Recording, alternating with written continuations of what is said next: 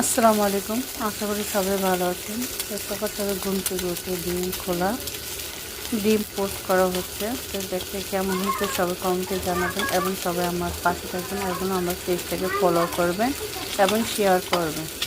আশা করি সবাই ভালো আছেন, ভালো থাকবেন, দোয়া করি ইনশাল্লাহ।